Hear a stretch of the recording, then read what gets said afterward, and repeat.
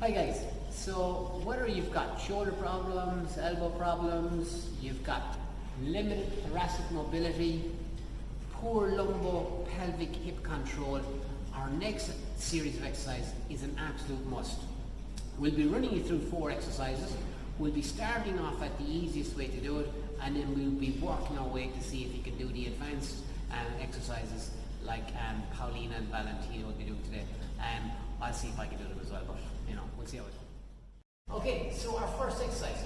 So the concept of this comes from the kinetic chain. And what we mean by kinetic chain means that movement in one area can affect movement in another area. So it's a term we borrowed from mechanical engineering back in the 1800s. So if my shoulder and my thoracic spine aren't working very well, or my scapula isn't working very well, then it can have an effect on my elbow and my wrist. Not guaranteed, but we're trying to optimize the function throughout all of the whole limb. So Valentina is going to demonstrate what we call scapular slides.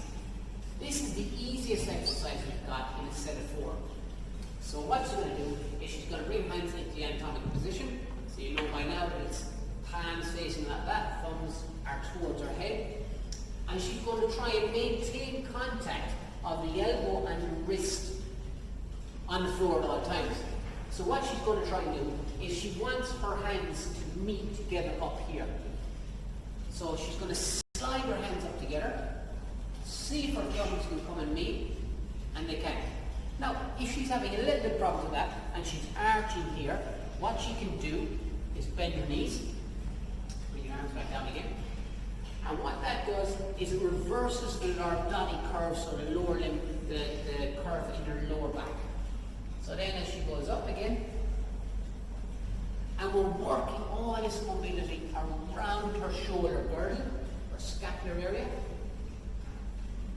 And if you've got limited mobility, what tends to happen is that the elbow might come off, or you might not get all the way through up here, and you might feel some restriction around the chest area.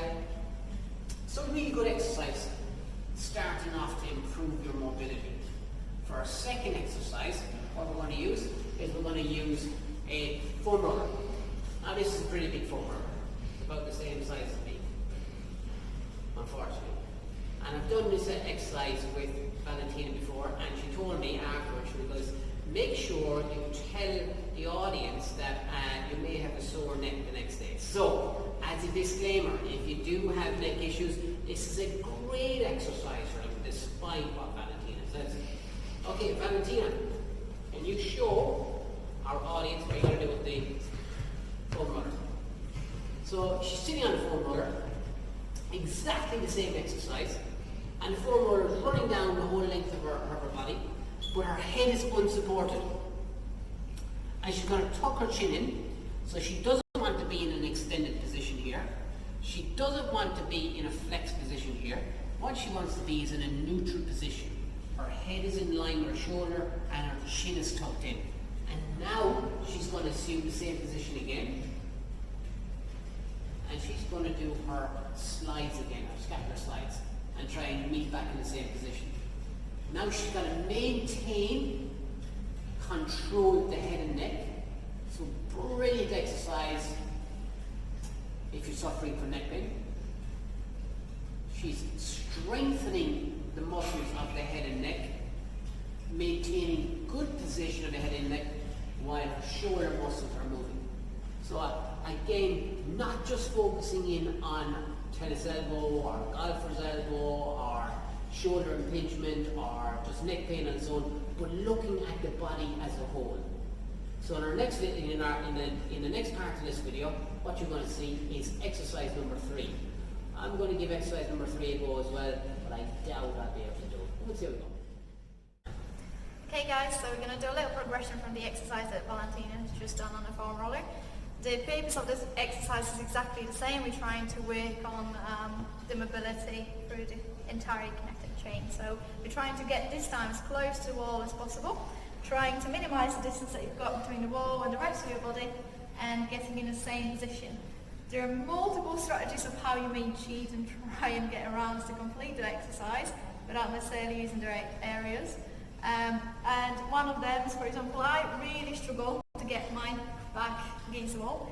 And there may be different reasons to it, like maybe that I've got a poor control around my lumbar pelvic region, so I just can't physically squeeze this position and hold it for a period of time. It may be that I don't have enough mobility for my thoracic spine, and then my way of cheating that is actually getting the movement from the lower part of my back. Or the other problem may be simply the fact that there's something on the way and you just can't get your back flat against the wall.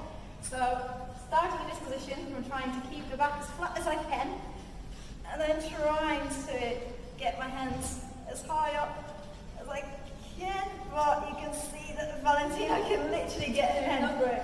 So I'm really trying to engage my core, really trying to push this back down against the wall, but I cannot, I think it's because my ass is in the way.